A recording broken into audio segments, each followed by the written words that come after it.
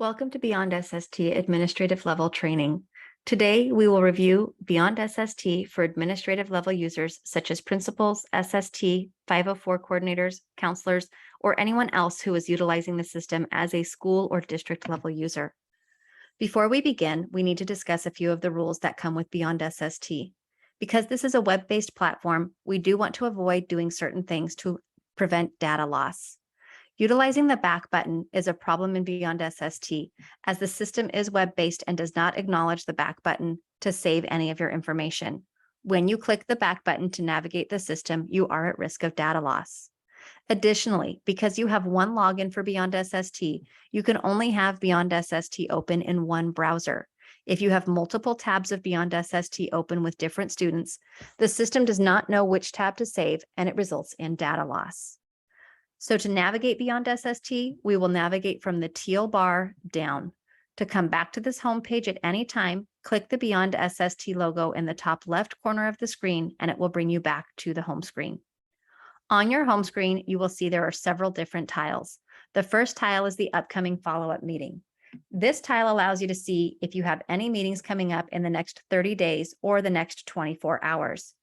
For those students who have meetings coming up within the next 30 days, you'll be able to click on the little pencil icon and begin working on the students' forms as necessary. If your student has an upcoming 504 or triennial review, their names and records will also be available by clicking on the tiles. For students that have upcoming progress monitoring, these are students who are on an intervention with progress monitoring being collected to verify if the intervention is working or not. Teachers and administrators will see these tiles. Clicking on the progress monitoring tile will allow you to see the name of students who have progress monitoring, when the progress monitoring is due, and if the progress monitoring is overdue, it will appear in red. As I scroll down the screen, you can see that there are some students who have progress monitoring due and some students who have progress monitoring that is overdue. Again, teachers or other users can simply click on the pencil icon and complete their progress monitoring. This should take very minimal time, but will provide valuable information that is needed down the road to determine if the student is going to be referred for special education 504, or if they're going to continue their SST with possible modifications. The tiles below the dark green tiles are going to be light blue, and these tiles are going to indicate different things that are administrative functions. Teachers will not see these tiles on their record. You'll see that there is an electronic signatures tile. If your district is not utilizing the eSign packet, you will not see this tile. If you are utilizing the electronic signature feature, when you click on the eSign tile, it will open up so that you can see the status of the electronic signature packets that have been submitted. You can click on the student's name to access the student record, or click on the magnifying glass to look at the status of the eSign packet.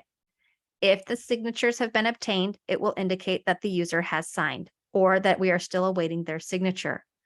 If at any time you need to cancel the eSign packet, you can cancel it, or you can remove users from the eSign packet if you need to.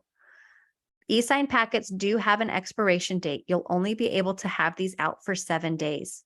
If you need to scan and attach the eSign package once it's completed, you'll click Attach eSignature Package, which will attach the package to the student's record. Once you go into the student record, you'll be able to open up the electronic signature with all of the attached documents in a PDF. The homepage also contains news announcements. These news announcements are specific to your district or your school or SELPA. These are not news announcements that are posted by CodeStack, but instead are news announcements that are posted by you. This is a great place to post things such as copies of training links, resources to your school or district, or just reminders and announcements that things are coming up, such as parent-teacher conferences, or what your policy is with regards to how you want your SST meetings facilitated. Above the news announcements next to the electronic signatures are your students who are transferring in and students who are transferring out. Students who are transferring in are students who have an SST record in BeyondSST that are anywhere in the state that utilizes this system. These could be students coming from within your own district or SELPA, or students coming from outside of your district or SELPA. Students transferring out are student records that have been requested by another district or school so that they can begin the SST process or continue with 504 as you have written it. Next to that is the referrals. These are students who have been referred for special education or 504 and will show what their outcome is. Because this is a training account and I don't have anybody who ever wants any of my students, I'm going to share some images of what the transfers will look like and what the referrals will look like. For students who are transferring out, you will see the request of the student's information, who is requesting it, and when they have requested that record. To release the record to the next school, click the check button and it will release the record. If you think that the record has been requested in error or you don't want to release the record, you can click the little X icon and that will prevent the record from being released to the next district. Going back to your home screen, you'll notice that there was that referrals tile. Again, because this is a training account, I'll have to share with you just snapshots of what this would look like. For students who have qualified for special education, BeyondSST is a sister system for SACE. So as you refer students for special education, their SST file and record can be sent into SACE. And at the end of the assessment, SACE can send messages back to BeyondSST, letting the administrative users know if the student has qualified or not qualified for the IEP, allowing us to continue to provide supports to students who don't qualify as needed. When students are found eligible, if the system is utilized and you are correctly sending messages back from SACE, it will let you know that the referral has been processed and that the student is eligible. Clicking on the Found Eligible link at the top of the student referral tile will let you show all of the students who have been referred. These students who have qualified for special education should be exited from BeyondSST, as they will no longer be on an SST. They will now receive their services through the IEP process. Students that do not qualify for an IEP, you can click the Does Not Qualify link, and it will open up all of the students that did not qualify for an IEP based off of the information sent from SACE. These students will need to have either an SST continued, looked at for a potential 504 plan, or they can be exited if the SST is no longer needed or warranted. All of that is managed from the Referrals tab of your student record on the home page. Navigating to the top of the toolbar, you'll see you have a bell icon that provides notifications letting you know requests that have been made, any kind of potential needs for your students, or things that have been affirmed if the affirm hasn't worked. These are essentially digital Post-it notes. You can mark these as read, or once you've completed them, you can throw them in the trash. Requests from teachers will show up here so that you can see that they have asked for you to add a new student. If you are not going to utilize the notifications bell, you can also look under your student listing at pending students to see all requests from teachers. Next to the notifications bell is the Help Center. If you are having any problems or difficulties utilizing BeyondSST, things aren't saving correctly, something isn't working right, please contact the help desk and they'll be able to provide assistance. Bear in mind, the help desk cannot help you with your username or password if you get locked out. They cannot help move students around on their caseloads. They cannot tell you what to put in forms, and they cannot tell you what the time frame is for all of your SSTs. Those are decisions that need to be made at a district level. Next to the help desk is your user account. Clicking on your account, please verify that you have the correct name spelling, that your user level is correct. If you are a district level user, you should see district level. If you are a school level user, you might see school level user. Beneath that, make sure that you have the correct school district. And if you are a school level user, you have the correct school or schools.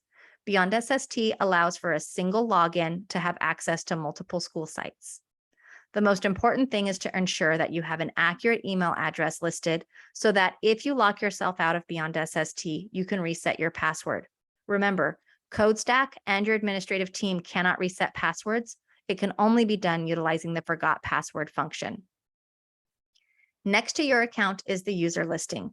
This is where you will create new users or delete users who are no longer with your district. You can begin by typing in the user's name if you want to find a user that is already in the district, and it will show you what type of user they are, what their username is, and the last time they logged in. For users who are no longer utilizing the system or no longer employed with your district, you can remove them by clicking the trash can icon. They will no longer have access to students. If you need to reactivate the account at a later time, you can go to the inactive bar, filter, and their name will appear where you can restore them. Please note that sometimes the changes take up to 3 to 5 minutes before you will see those appear. To create new users, you'll click Create User and enter all of the required information. To create a user account, you do need to have a first name, last name, and email address and utilize a username. The username cannot be the email address as it does not allow any special characters or symbols. You will receive an error message and the account will not create. Determine if the user is going to be a district level user who will see everyone in the district, if they are going to be a school level user who will see every student in the school or schools they have been assigned, or a teacher level user who will only see the students that have been assigned to their class list. Teacher level users will also be the only users that can be selected from the dropdown on the intervention page itself. So if you need to provide interventions, you will need a teacher and school level account at this time.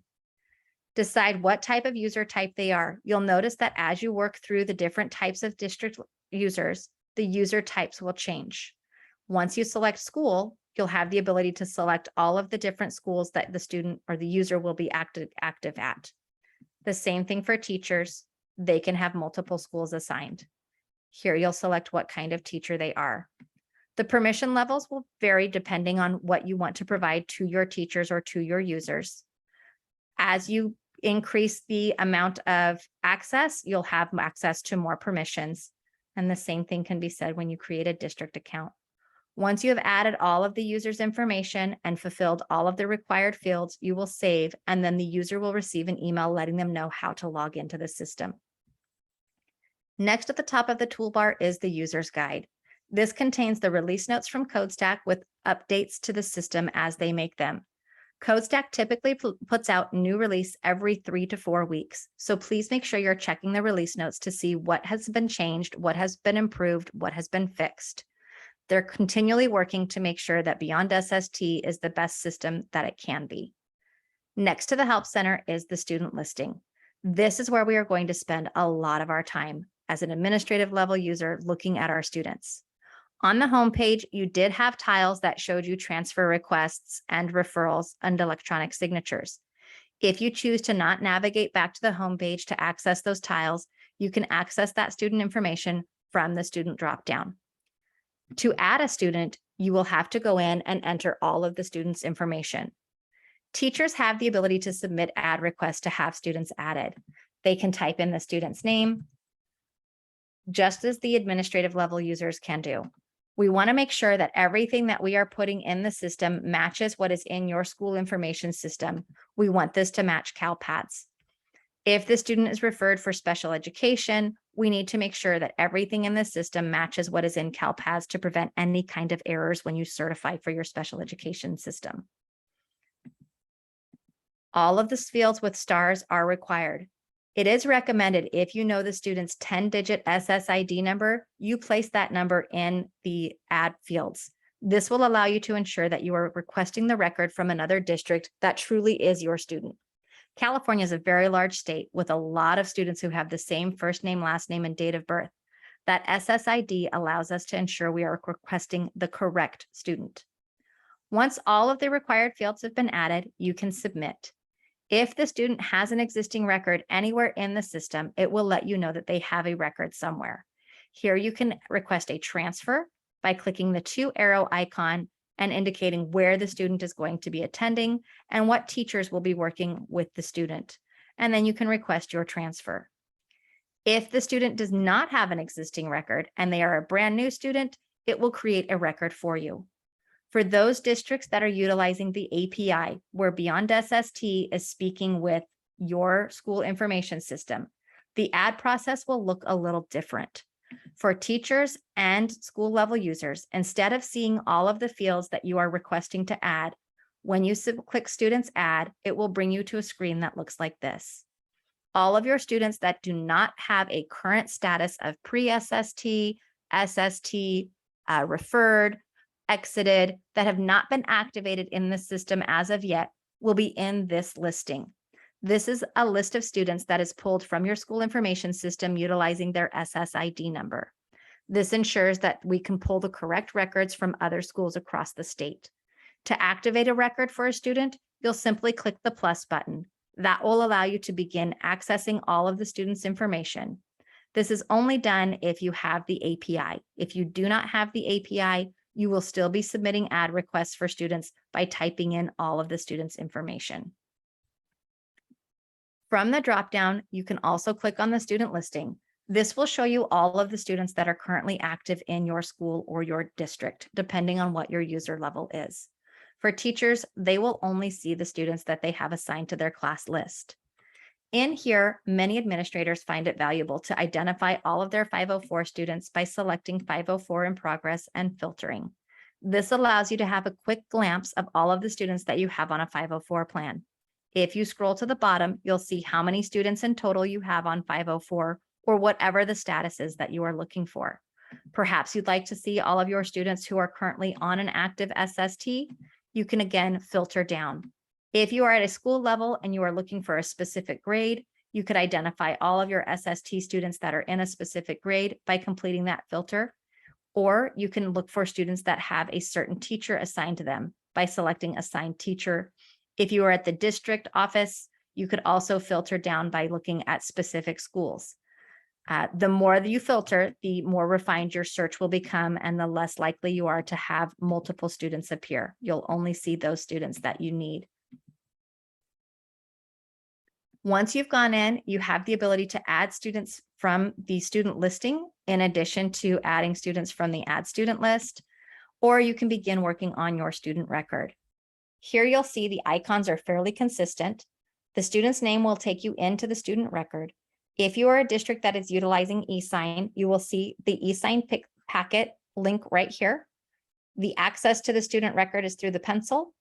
The icons are consistent. The little clock will take you into the student history. This will show you the history of everything that has gone on with the student while they have been in BeyondSST at any school that they've been at in the state. The 3-line icon will allow you to access the student's SST forms, and you can also view those from the student listing or from within the student record. I'm going to find my favorite student so we can look at some of their information today. When I select the student's name, I'll be able to go in and open up the student record. If I have been given permission, I'll have a pencil icon, which will allow me to edit anything within this student record. Clicking the pencil allows me to go in and update the student's name, their information. All of this is what transferred over from when you submitted your ad request to create the record to begin with. Student status allows us to navigate and change the student through the various stages of the SST process. This is a permission that can be given to select individuals and not necessarily your entire school or district level users. We can give this permission to only individuals who need to have the ability to change the status. Perhaps this is a coordinator, perhaps this is an administrator or a school psychologist, but we can determine who has that ability. In the status, you also have the ability to refer students. This is where you will refer your students for special education or for 504. If you are referring for special education and you have SACE for your special ed database, it will submit records to SACE for you to begin activating. Again, the referred permission is a permission that can be given to select individuals, so not everybody can refer students if that's what you choose. To exit students at the end of the SST process, you can exit them as moved because they are no longer at your school site. We can exit them because they no longer need to be on their SST. Perhaps they've qualified for special education or they have graduated. If there's some other reason, you will need to include a comment here along with the exit date, and then your student will show up as an exited student. Underneath the status, you have the ability to add parent guardian information or contact information for anyone should you feel that it's necessary. Beneath that, you will see the attachments. This is where you can attach any kind of document that you would like to attach. Perhaps you have student name change documents, you have custody documents, you have copies of old records that you'd like to attach. Those can all be attached here just like you would attach in an email. The only thing is these cannot be editable documents. So it must be a PDF or a JPEG or a GIF. You cannot attach a Word document or a Google document. You'll also see the eSign packages are here. Once an electronic signature has been completed and has been attached, you can open that up and view the student's eSign documents. This will give you a PDF showing all of the information that was provided to the parents when they consented, in addition to the parent consent, along with any other team members who signed the electronic signature package. At the bottom of the screen, you will see the teacher assignments. All of your teachers will be listed here, and you can assign as many teachers as you need to the student to begin documenting and completing information on the student forms. I always feel that it's best to have as many teachers who are working with the student have access as possible. As much data as you can collect will allow you to make better decisions for your students. If at any time you need to remove a teacher, click on the little trash can and it will take their access away and they will no longer see the student on their student listing. In order for teachers to see a student on their student listing or to be able to be selected as a dropdown in the intervention page, the teacher does need to be assigned to the student at the bottom of this page. Navigating back to the top where we see the student's name and their status, you'll also see the pencil icon that we used to begin making changes and the history field. Clicking on the clock allows you to access all of the historical records for this student. When you first click on the history, it shows you a big list of everything that's happened in chronological order. Anytime the students had their status changed, they've had teachers added, all of their documents. You can filter through if you'd like to find specific fields if you want, if the student has ever been exited, if the student has had their status changed. Here you can see the different times that the student has gone through the SST process or pre-SST. Please forgive the dates. This is a training account, so it's not very accurate. If you're looking to see how many times the student has been referred, it will show you how many times the student has been referred. And by clicking on the Post-it note, you can see what type of referral the student had. In this case, the student was referred for special education on March 17th, or on March 18th, they were referred for a 504. In addition to that, you can also see all of the old historical documents. If you select Affirmed, it will show you all of the old documents that have been affirmed for the student. Again, the Post-it note will tell you what kind of meeting it was, when the meeting was affirmed, any kind of comments that come with it, and the forms that were used during that meeting. Clicking the download icon will allow you to open up a PDF of all of those forms. You'll notice that this icon has a number 1 next to it. When you open and look at this, in addition to the SST forms, the attachments that were part of that meeting are also here in the student history. So if you need to attach samples of student work, data sheets, health plans for 504 accommodation, attendance logs, any of those documents can be attached on the SST forms and affirmed and saved in the student history. I always tell my teachers the first thing they should check when they receive a record from out of district is the student history. Now to begin looking at our student forms. When you click on the 3 lines, you're going to see that you have access to all of the student forms. You have access to 504 and SST. The forms can be opened and activated at any time. You do not have to be in a specific status to access the forms. The first form we look at is the pre-SST intervention form. This is what we would consider a teacher form. We want our teachers to tell us everything they've been trying in the classroom so far. When did they begin trying these interventions? And then selecting from the checkbox the different interventions that they have already tried in their classroom. Each teacher will have their own unique set of forms. And as multiple teachers begin to complete forms for the student, you will begin to see answers from multiple teachers appear. So here you can see that this teacher, in addition to myself, has changed the student's schedule. That can be seen by the number 2 in the blue. Any of the selections that I have made as an administrative level user, or if I were a teacher, I will see in the green colored number. Any selections that were made by another user or another teacher, I will see in the white box. This allows me to see what I have been trying and what other individuals have been trying with the student. This allows administrative level users to quickly identify the areas that have been tried the most or the areas of greatest need on other forms. As you scroll down, you'll see there are some areas for teachers to complete narrative information if needed. And then we have a lot of different areas for teachers to document specific interventions that pertain to environment, curriculum, assignments, instruction, homework, and behavior, in addition to interventions that have been tried at home. At the bottom of this page, you're able to indicate if you have looked at the form and reviewed and what the next steps will be for this student. If you are going to proceed with a formal SST or if there is no need for an SST to be completed. If you're going to proceed with a formal SST, you'll proceed with the next forms. At the bottom, there is also narrative fields for teachers to provide any additional information should they choose, along with parent concerns. At the bottom of every SST form, you have the ability to add attachments. Again, this could be anything that you think needs to be attached, but I would recommend that whatever you're attaching be relevant and pertinent to this specific intervention or this specific pre-SST meeting. We don't want to attach a bunch of random things that don't tie into these meetings. Also, at the bottom of every form, you're going to see the form status. You'll notice when I open up and look at the forms list, this form is marked as completed because the form status here shows completed. If I don't have anything saved and I don't have anything documented, it would not have anything there. If I save the form as a draft and I have a due date established, once that due date has passed, the system will let me know that this form is overdue. As an administrative level user, you can come in and set due dates for your teachers to complete documents. Perhaps you'd like to have all of your pre-SST forms completed by a certain date, 2 weeks after you activate the record. You could complete that, and when teachers are completed the form, they could mark that the form is ready for review. There are reports that you can run as an administrative level user that will allow you to find all of the forms that are marked ready for review or all of the forms that are marked overdue, so that you can go in and kind of use that as a to-do list. If the student is going to proceed with a formal SST, we might want to complete this SST referral document. This is, again, a teacher form that allows us to identify the areas of concern.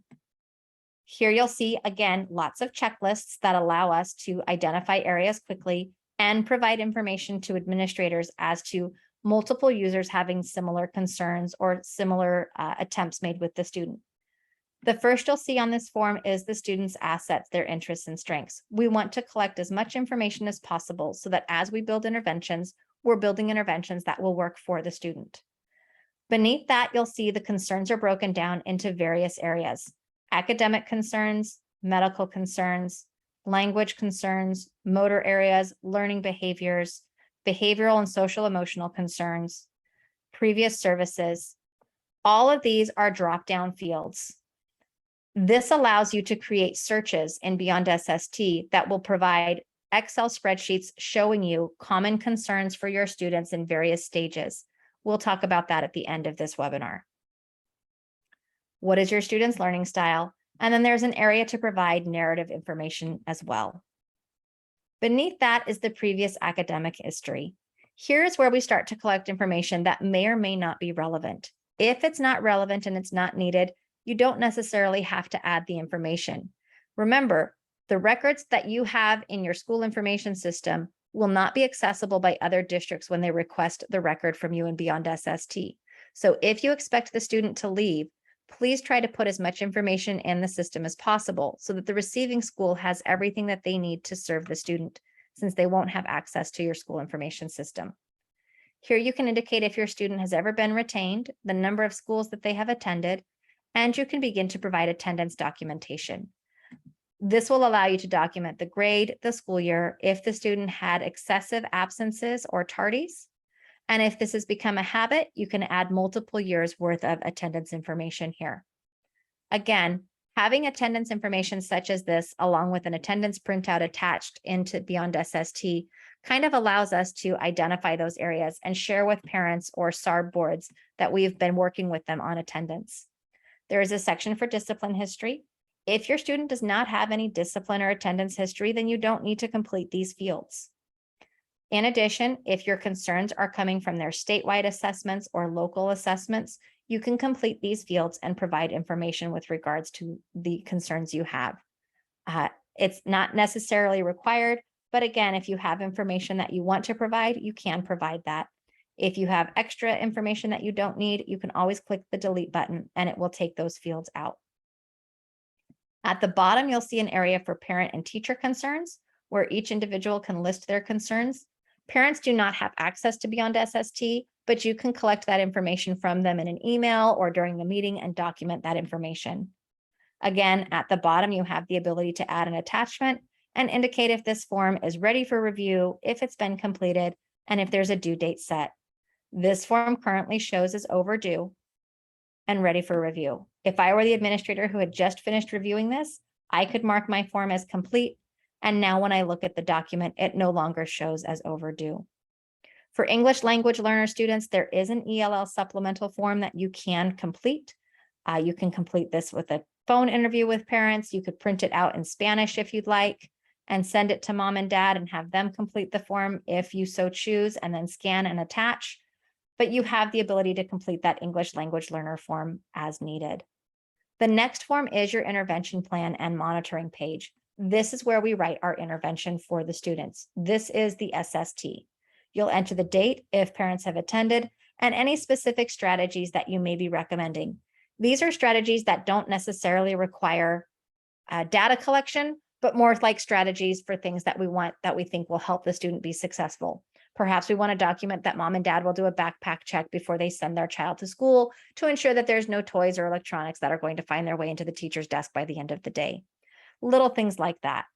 If there are any specific intervention checklist items, you'll see that you have those to select from here as well. Perhaps we're referring the student to counseling with the school counselor. They're going to be working with the county agency for behavioral health counseling. So you have the ability to list all of those, and then you can complete and document all of your specific interventions. You can have as many interventions as you need for your student and for your teachers. Listing these interventions, they'll be individually listed as a focused intervention. When you click Add Focused Intervention, it allows you to begin to work on this documentation. These interventions will look a little bit like a hybrid of an IEP service and goal. We can title the intervention here.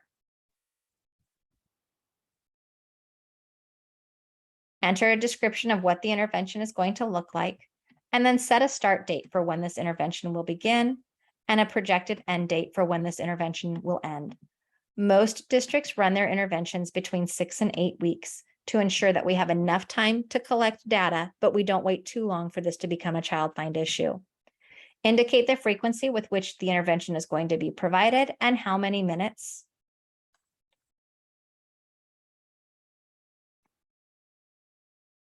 Who is going to be providing this intervention and who is going to be monitoring this intervention.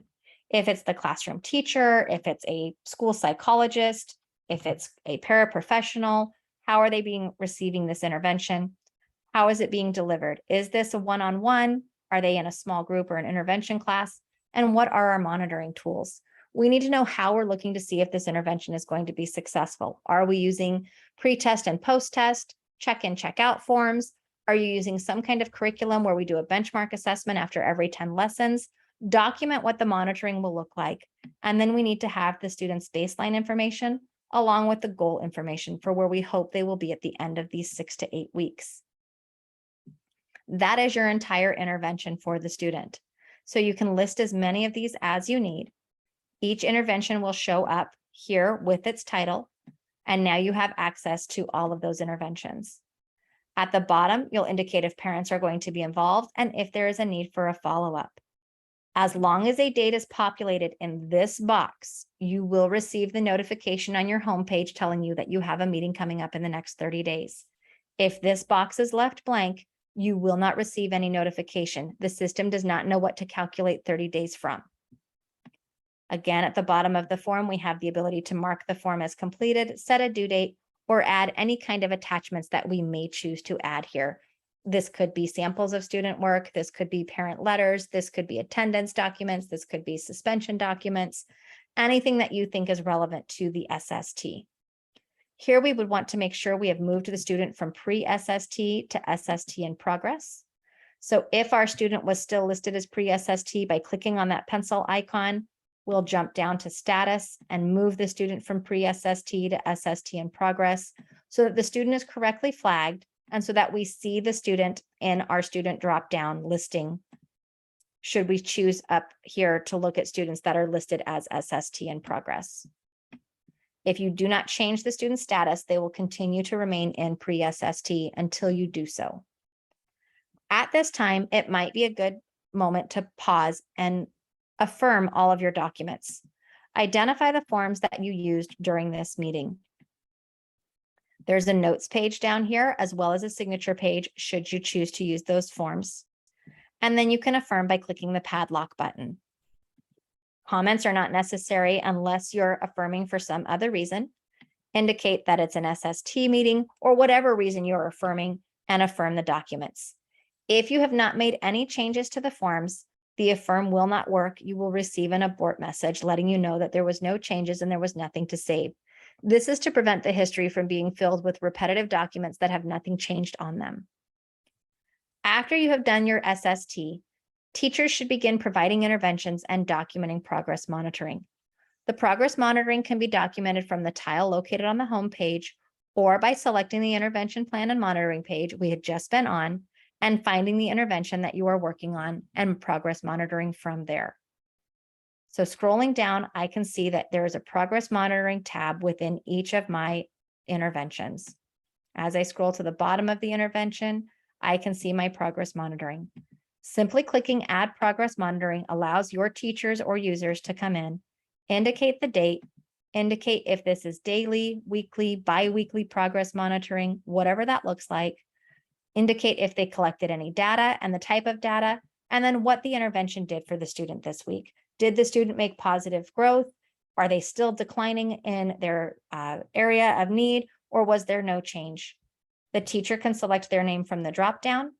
Again, if the student does not have this teacher listed on their account, or the user does not have a teacher level account, they will not be able to select their name from this area.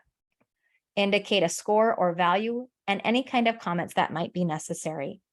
For progress monitoring, even if the student is doing a lesson that requires benchmarks every 10 lessons, we still want to progress monitor on a weekly basis. In the comments section, you could indicate things such as the student had a good attitude, the student didn't want to do this, they struggled, anything that's going to help us make a decision at the end of the SST. Our goal is to ensure that students are placed in the least restrictive environment and that the students that we are testing for special education are students we truly feel will qualify for special education. After your SST has been completed, we will hold all of our remaining meetings through the intervention plan review. Here on the intervention plan review, we'll indicate if this is the first time we've met after the first SST, the second time, the third time. For some students, they will not qualify for an IEP and they will not qualify for a 504, but they will need those SST supports for the remainder of the school year. So you could be meeting to review the SST every 8 weeks or 12 weeks, depending on what you have in place. You'll enter the date, if parents are attending, and where the interventions implemented was data collected. If the interventions have not been implemented and if data has not been collected, this may not be the appropriate time to have an intervention plan review because there's nothing to review. We need to make sure that we have accurate data to determine the next steps. Depending on what your student had for their interventions, we would want to document if they had any kind of academic, behavioral, or medical goals and what those goals look like. In addition, you can document if the student met their goal, exceeded the goal, or if they showed progress, or they really didn't have much difference. We'll document the details of those goals here. And then if there was anything that affected the student's interventions during this SST, we would want to document. Perhaps the teacher was absent, perhaps the student was out absent. Things happen that can affect a student's ability to focus at school. Maybe mom had a baby, maybe grandma was visiting and told them if they'd got 100% on their spelling test and they got a perfect star chart, they would go to the movies. And that was the 1 week the intervention worked, but it wasn't the intervention, it was grandma.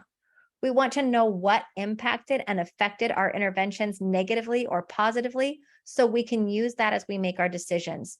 If a student didn't do well, and the only reason that they were successful is because there was an outside influence, perhaps tweaking the intervention isn't the answer.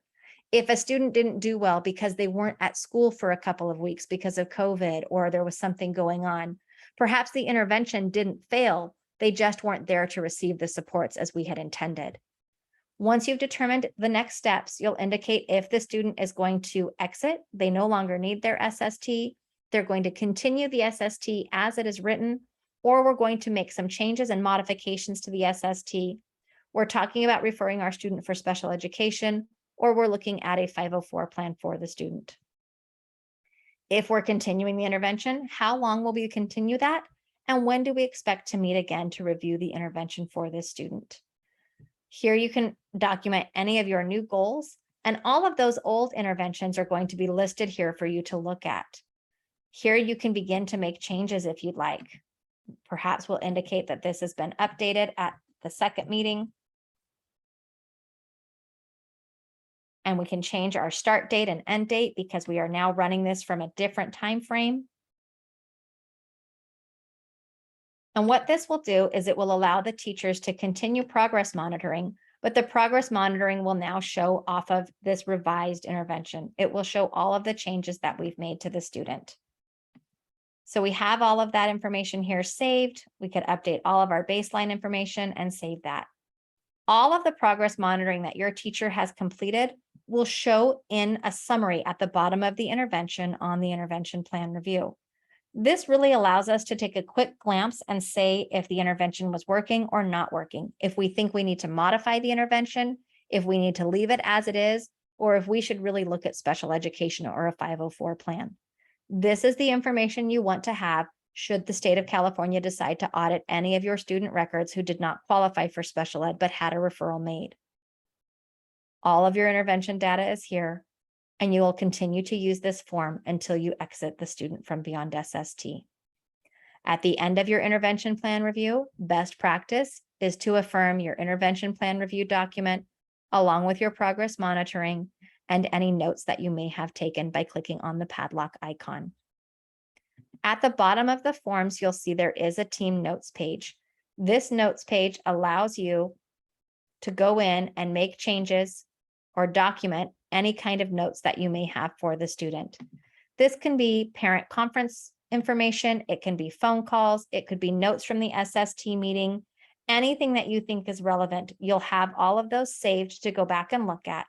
To create a note, you'll enter the date, a title if you'd like, and then a summary of perhaps the meeting, the action that we plan to take, a summary of the phone call with mom and dad, and what the outcome or plan is based off of that.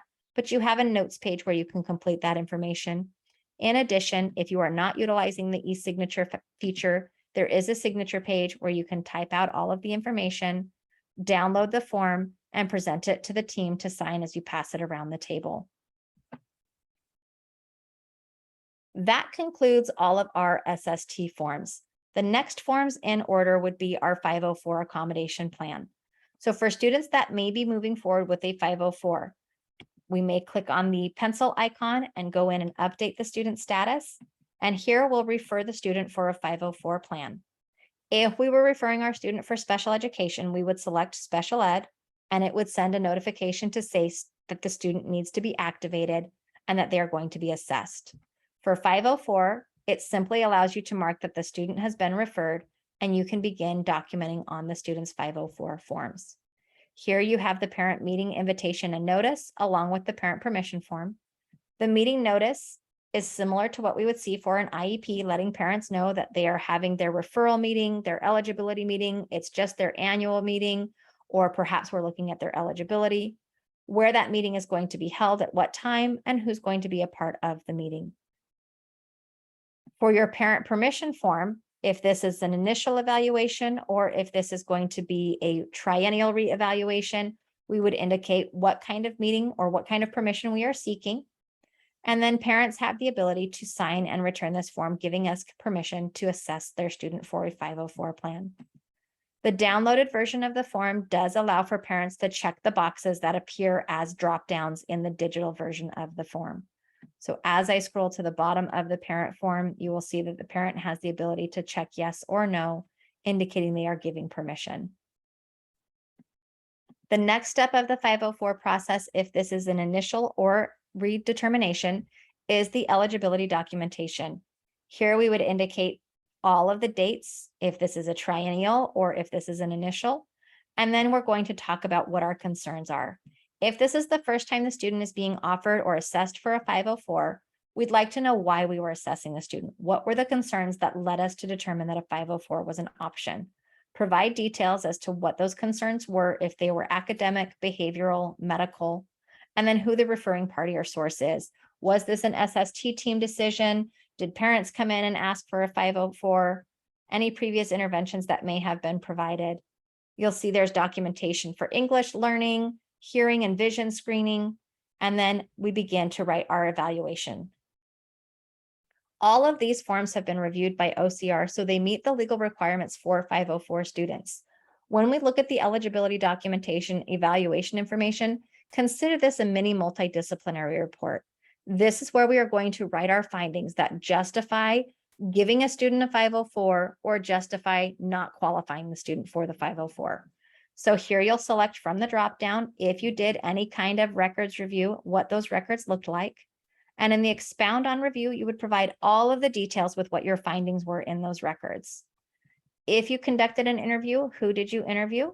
Again, from the dropdowns, you would select who we interviewed, and we would document all of our findings from the parent interview. There's areas to document observations, state testing, district testing, classroom assessments, rating scales. All of that information is used to justify the next 3 parts of this eligibility form. In order for a student to qualify for a 504, they must meet the requirements based off of these 3 questions. So the first question we're going to ask is, does the student have a mental or physical impairment? If the answer is yes, indicate what that physical impairment is. If the answer is no, you will not need to add any information to this section. They also want to know, does that mental or physical impairment limit a major life activity? If the answer is yes, what type of activity, describe how that is affected, and the data that you used from the section up above to justify your answer. You'll see here, when we selected yes on question 1, they want us to provide all of the information that allowed us to determine that. This is the information that you wrote in the little mini multidisciplinary report above that justifies this.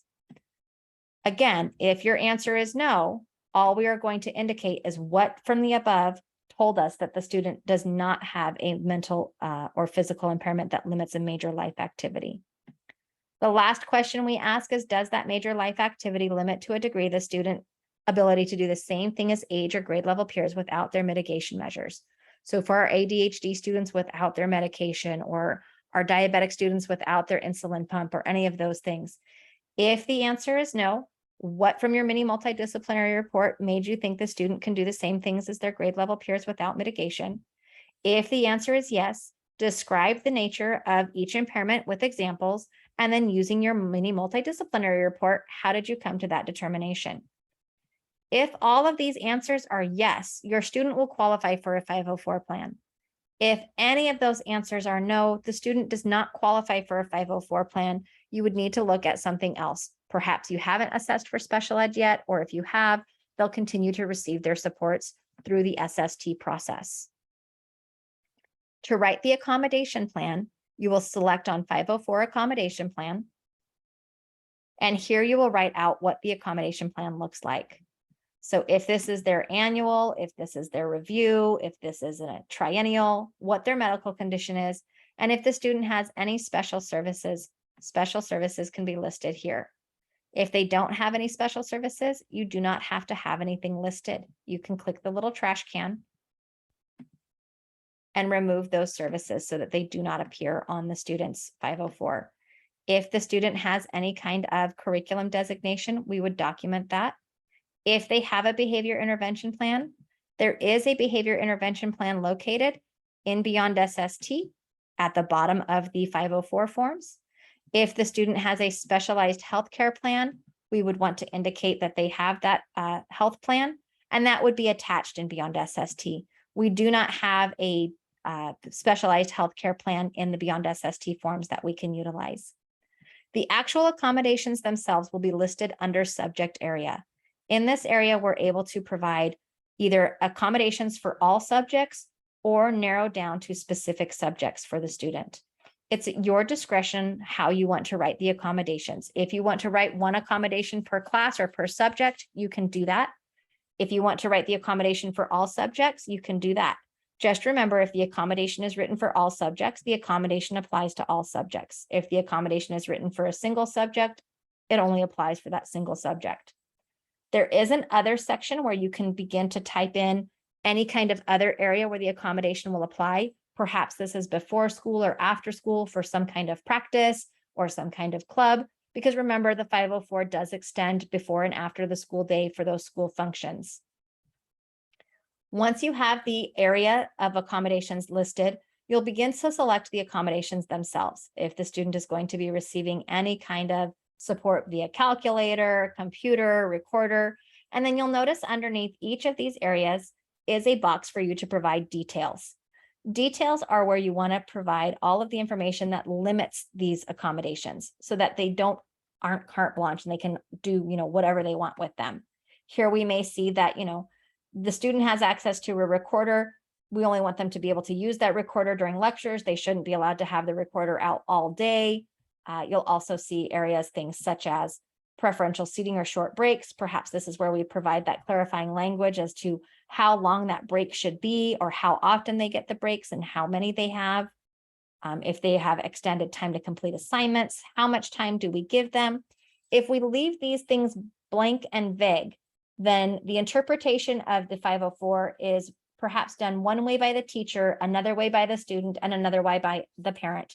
And at the end of the day, we have to hope that the judge interprets the 504 the way we interpreted it. By providing the detailed information here, it allows the judge to know exactly what we intended should you face due process for a violation of a 504.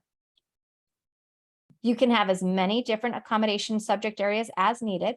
And then underneath all of your accommodation subject areas is your state testing.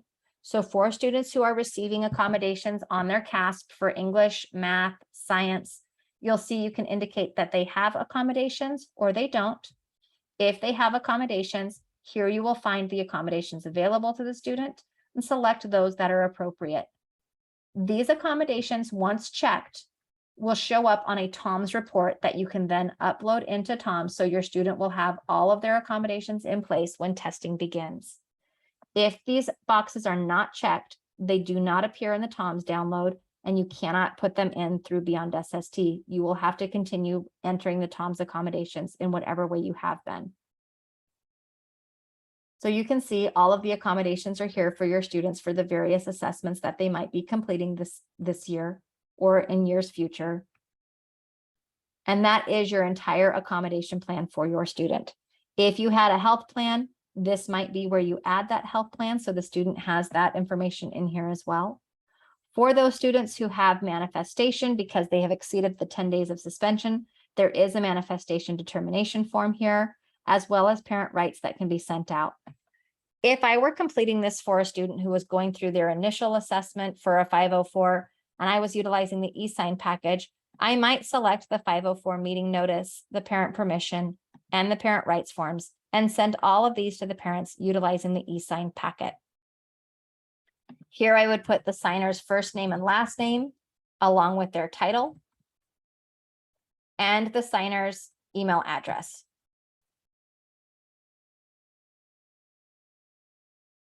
If you enter a phone number, they will receive a text message giving them the password for this document. If you do not provide a phone number, you will have to tell the parent or whoever you are indicating what the password is. This is done to ensure that if we send an email to a parent and it doesn't go to the correct email address, that confidential student information is not sent to a complete random stranger. You cannot use the same email address for multiple signers. They will each need their own email address. You do not have to use a cell phone number. You will have to use a password. Once you've added all of the signers, you can acknowledge and then send the eSign package. This will then send an email to the parent or whoever you have listed, a copy of the forms. They will receive a text message with the password, and then they can open the email, sign the documents, and you'll be able to complete the eSign packet as needed. Should you just need to print any of the forms at the end of the meeting, you can simply click on the forms that you'd like to print, download those documents in English or Spanish, and provide those documents to parents or whoever you're needing to give those to. Please note that any Spanish documents that are downloaded will only download BeyondSST's original form content in Spanish. Any narrative text boxes that you have completed will need to be translated by your district. That completes the student record side of BeyondSST as we've navigated through the student listing, the transfer requests, the referrals, and the electronic signatures. The last things that we'll touch base on are searches and reports. So searches in BeyondSST, all of those forms that teachers have completed now allow us to search for data within those forms.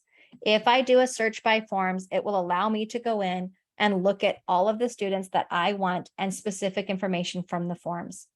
Perhaps here is where I need to find my students who are in a 504 status. I would find status and select students that have 504. And I would probably select all of my 504 potential students. And then I would do a search. The system is now only showing me students that are listed as 504 or have some kind of 504 plan. So I have 17 students. I can then come up here to column options, and under form columns to show, I can scroll down and find 504 forms. Here I might be able to find their start date or their accommodations or their eligibility, and anything that I wanted to hear or see from that student, I could list, and it would now show me that information. This is a great place to put all of those 504 dates for their review, their triennial, so you can create a spreadsheet to know when things are due for students. Perhaps I want to see my student who is SST in progress or my pre-SST students.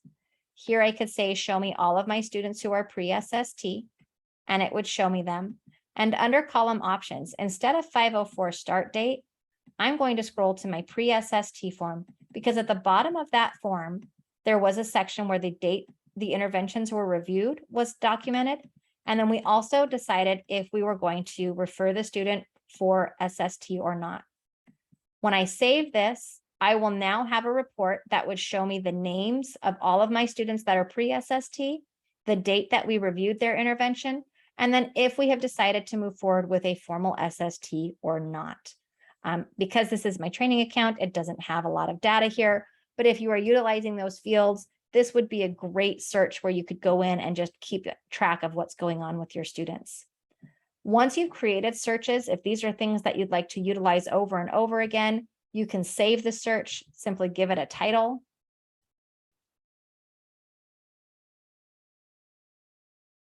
Save that search, and then down here under Save Searches, you'll see those searches where you can then come in and find all of that information updated as it's updated in the forms. Next to searches is the reports.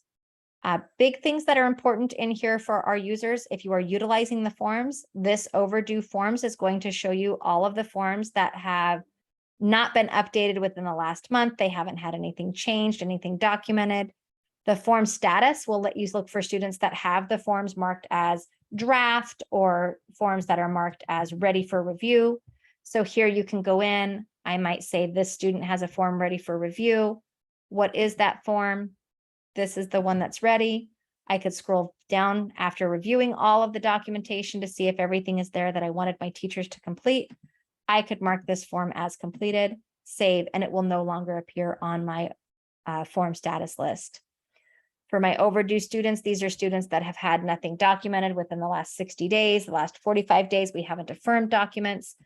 We want to make sure that those kiddos aren't hanging out. And then your unassigned students. For students that are unassigned, these students are listed as some kind of process of SST. They're pre-SST, they're on a 504, they're SST in progress, but they do not have a teacher assigned to them. Find the student, click on their name, activate the edit feature, and scroll down to the bottom and assign teachers as needed to the student so that they can begin working on the student's documentation and the student isn't just floating out there without anybody keeping an eye on them. The TOMS report will allow you to create and generate a report for all of your students who are listed as 504 in progress, showing all of those testing accommodations.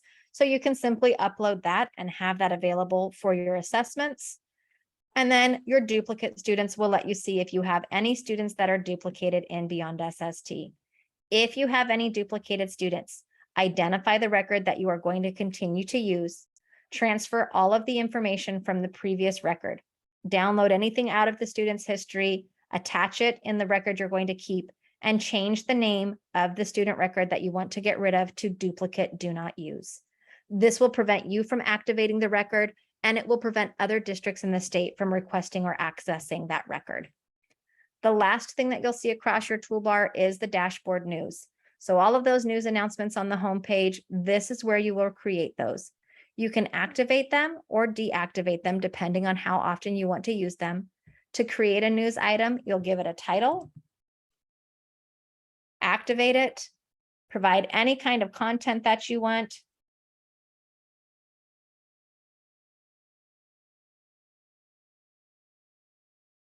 Decide if it's only going to be users with a district level account, a school level account, or a teacher level account that have access to this. Add an image and submit, and you'll have a news announcement showing up on your home screen. I hope the information we provided today in this training is helpful. If you have questions or need further support, please contact the help desk by clicking on the little help icon and submitting a ticket asking for them to provide support to you. We look forward to seeing you at conference if you're attending. And if not, thank you for using BeyondSST for all of your student success needs.